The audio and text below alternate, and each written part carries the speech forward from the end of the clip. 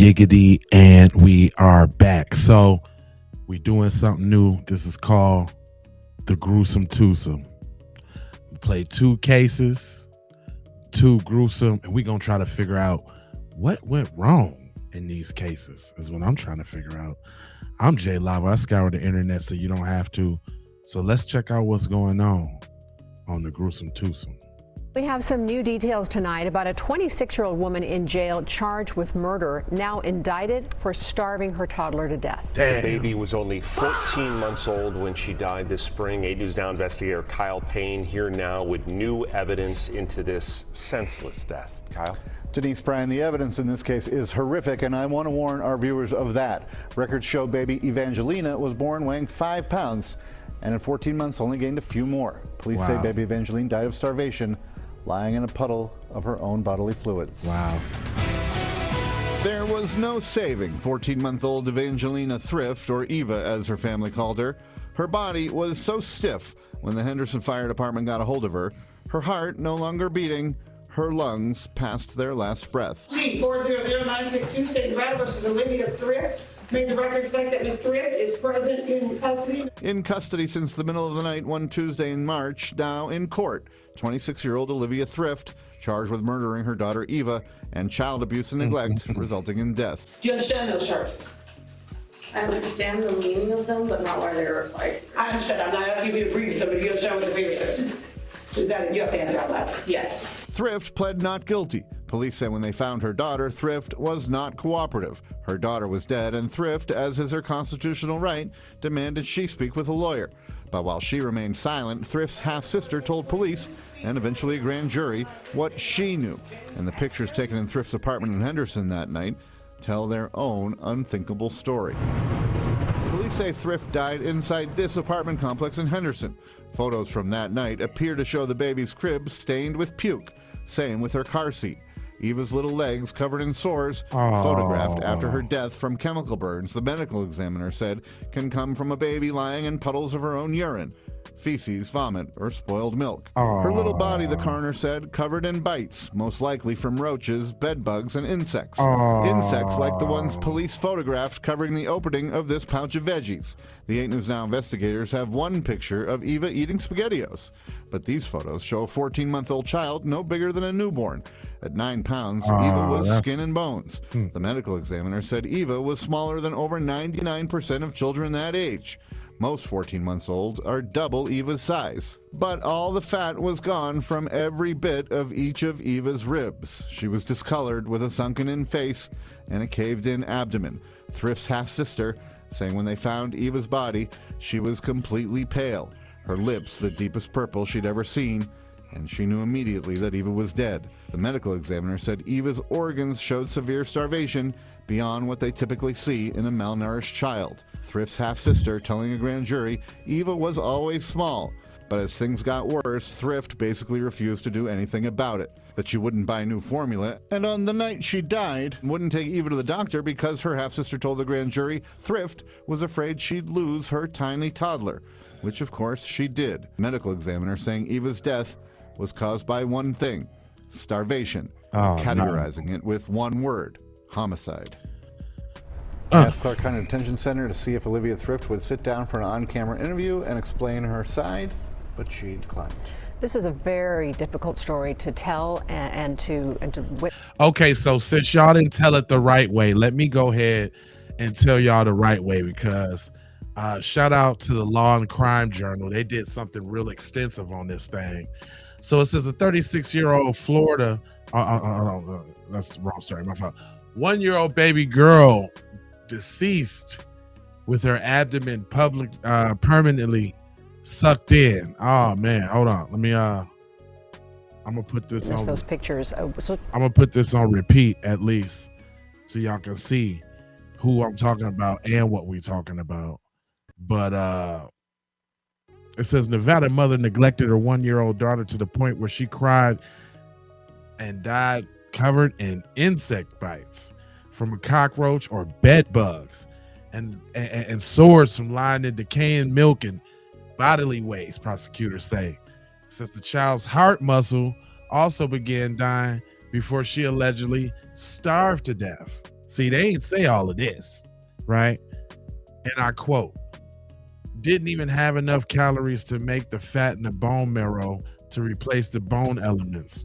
Clark County Medical Examiner Nathan Schaller testified to grand jurors before Alvia Thrift, which is her name. She's 26, by the way. 26 years old. Done did this. Yeah, I know, Jazz. This is straight terrible. For real. But it goes on to say that the grand jury transcripts and police documents obtained by Las Vegas Review Journal and local CBS affiliates KLAS described how Thrift's 14-month-old daughter, Evangelina Thrift, was allegedly living in deplorable conditions at the young mother's home in Henderson before she died in March. During the search of Thrift's home, police investigators found the baby's bassinet and crib had dry vomit all over it, and as did the car seat. It was on the ground. Said essentially living in conditions inside Olivia's home apartment were very unsanitary and demonstrable signs of clear neglect. It says Schaller alleged that and told the grand jurors that Eva died of starvation and that her organs showed severe signs of malnutrition. She also suffered from dehydration as well as permanently sucked in abdomen. And y'all seen them gruesome twosome pictures. I didn't know they had the pictures like that. I did not know that they had the pictures like that. But this lady that got her little baby out there like that. This is now you think this one's bad, right? But I told y'all this was the gruesome twosome. So not only is it this bad case, and this one, just so you know how that one ended, it said Eva was completely pale covered and even maybe light blue hue, just very grayish in color, and her lips were the deepest purple I ever seen. So I knew immediately she was deceased, Yeager reported, told jurors. Yeager called 911 at around 3:30 a.m. and officers arrived on the scene to find Eva dead. Thrift was charged days later with child abuse, neglect, or endangerment resulting in substantial bodily harm. She received a murder charge after Eva's autopsy was conducted. And I quote, "I wish I could go back in time and save both of them and get there whenever she needed help. But none of that is possible," Yeager reported, told jurors. I can't help save Eva from the torture she must have endured and the suffering that she went through, and nothing at this point is going to be able to help Olivia face what she needs to face.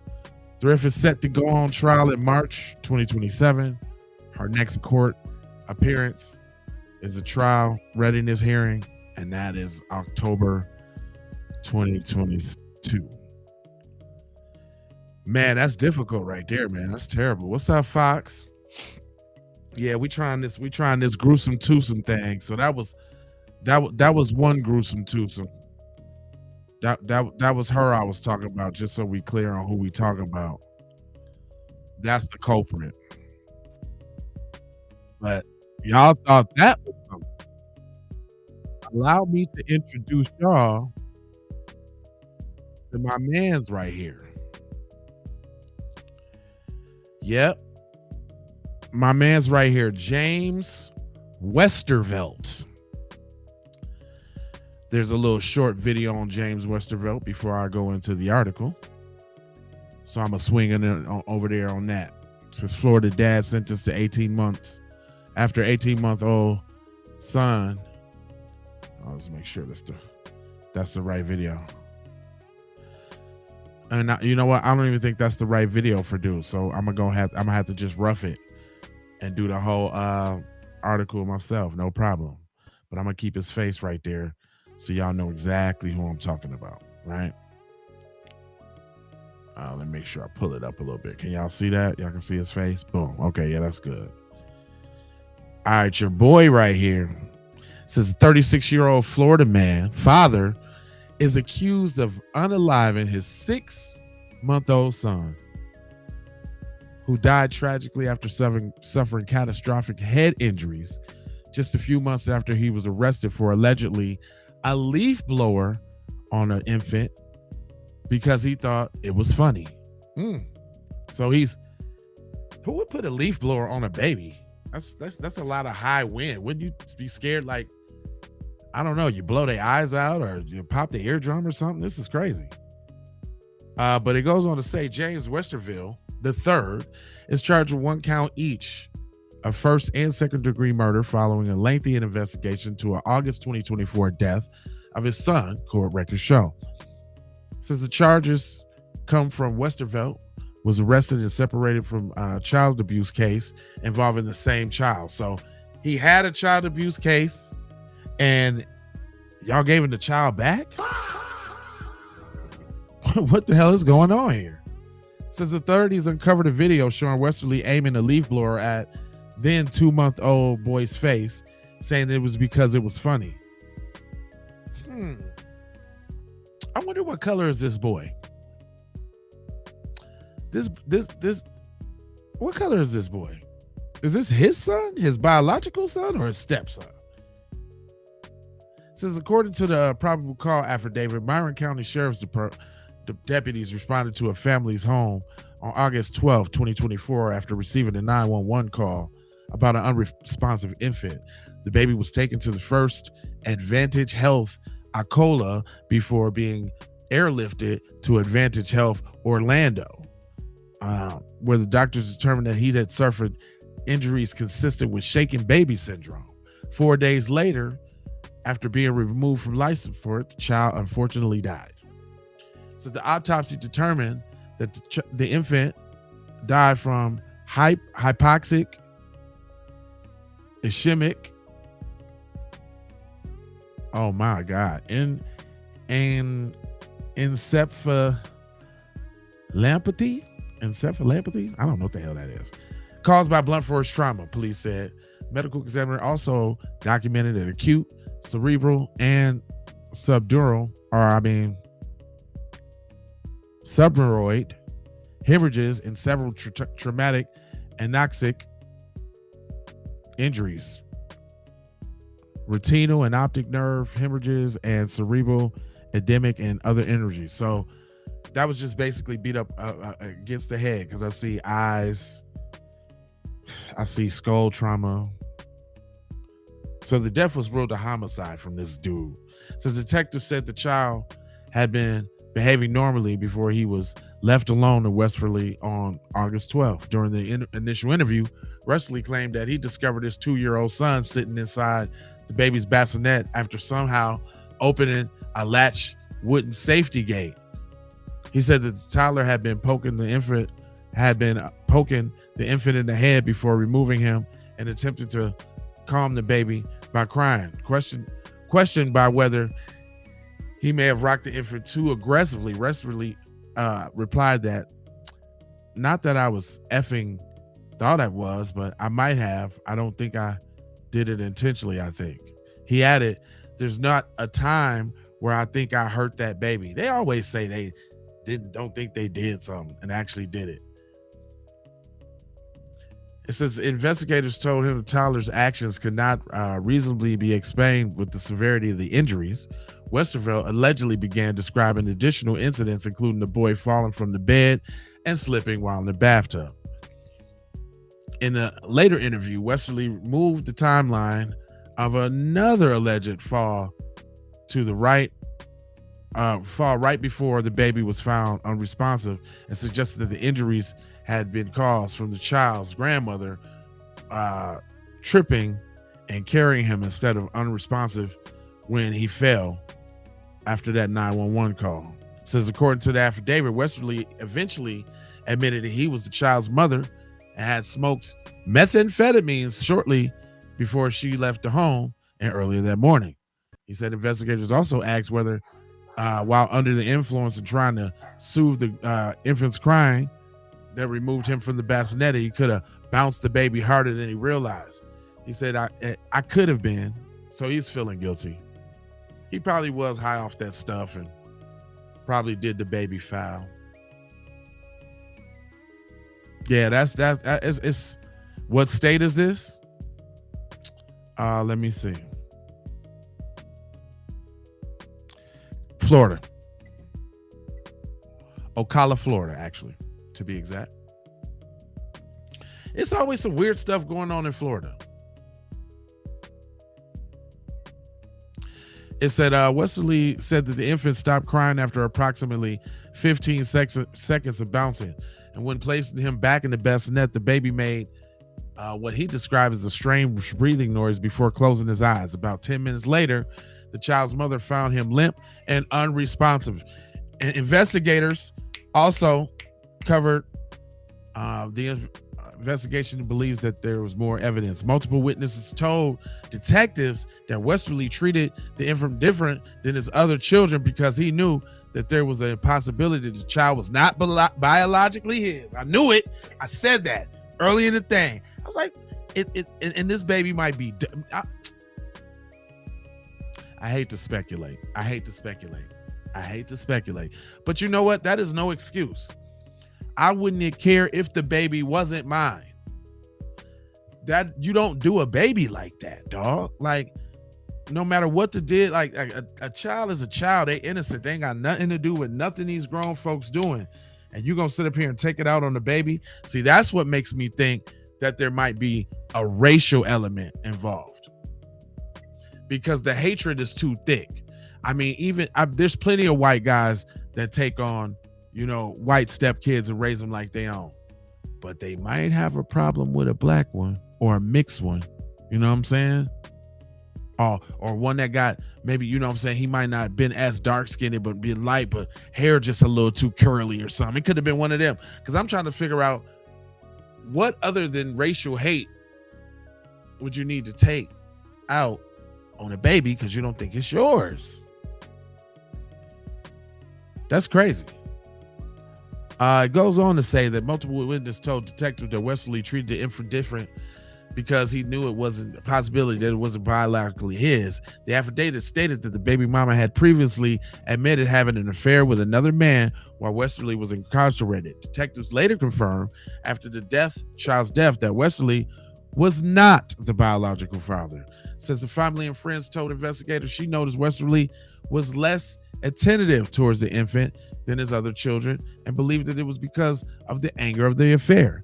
The child's maternal grandmother similarly said that Westerly showed no love or affection towards the baby. Investigators also noted that Westerly had previously served as a stay-at-home father for his other children without similar incidents. By contrast, detectives wrote that the 6-month-old suffered at least 4 separate injuries while alone with Westerly during his care in his short life. Man, that's and she knew that too. The mother, shame on the mother. You can feel it, you can see it if somebody acting funny to your child. Nah, I'm not blaming everything on racism, but I'm just saying what kind of deep-seated hate will make you take that out on the child. I could see racists do crazy things like that. They do things irrationally because of hate. So, I mean, it's not far-fetched to think that, there would be a racial undertone. Not saying that would necessarily be the case, but I'm just saying we can't rule that out. You know what I'm saying? Can't rule that out. It goes on to say that the injuries the victim sustained were not accidental. They were significant and by the nature the result of purposeful and intentional action. The affidavit states investigators further wrote that it was unreasonable to conclude that the injuries have been caused by the toddler, a fall from the bed, or the bathroom incident described by Westerly. The affidavit also cites that monitoring jail calls in which Westerly discussed the deterioration of his relationship with the child's mother after the baby's death. He said, and I quote, "I think that's how I rubbed Stephanie the wrong way," he allegedly said. "I always told her, if you ever effing cheat on me, none of this would have ever happened." Westerly is scheduled to appear in court on September 3rd, according to court records. Gruesome twosome, y'all.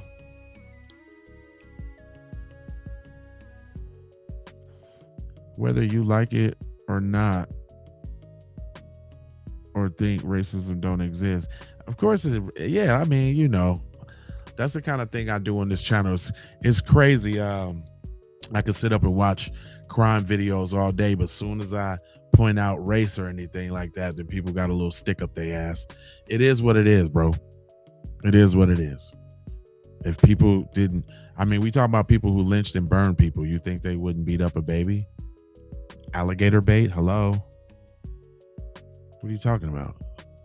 Anyway, this the gruesome twosome, y'all. I just want to slide on in here with the little gruesome twosome. You know what I'm talking about?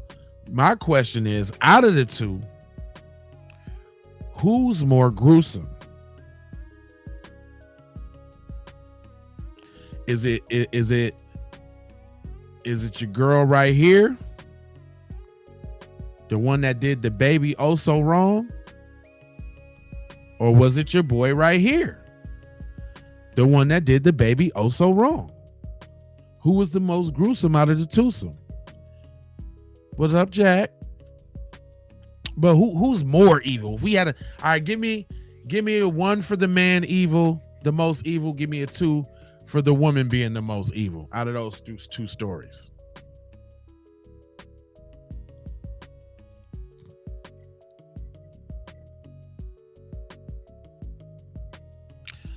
Very. Yeah, that's hence the title of the show. The gruesome twosomes. I got a couple of these actually. Because it's wicked out here in these streets.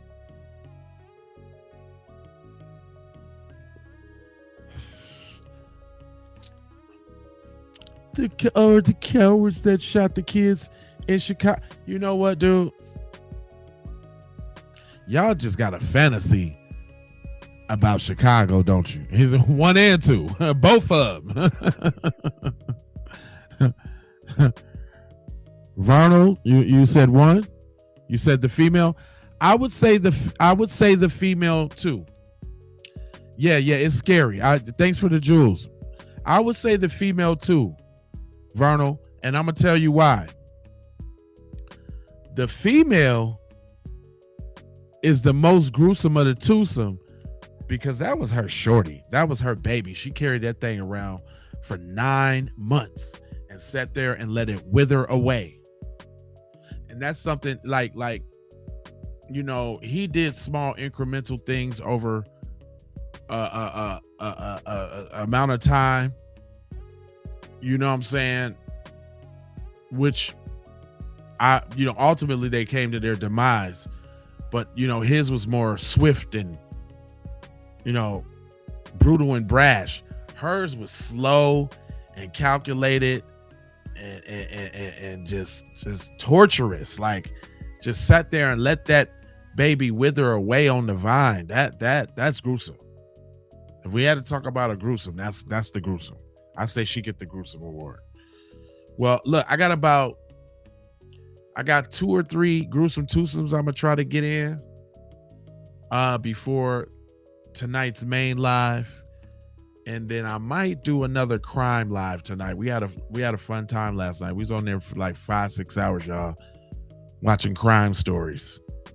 It's a pretty fun night.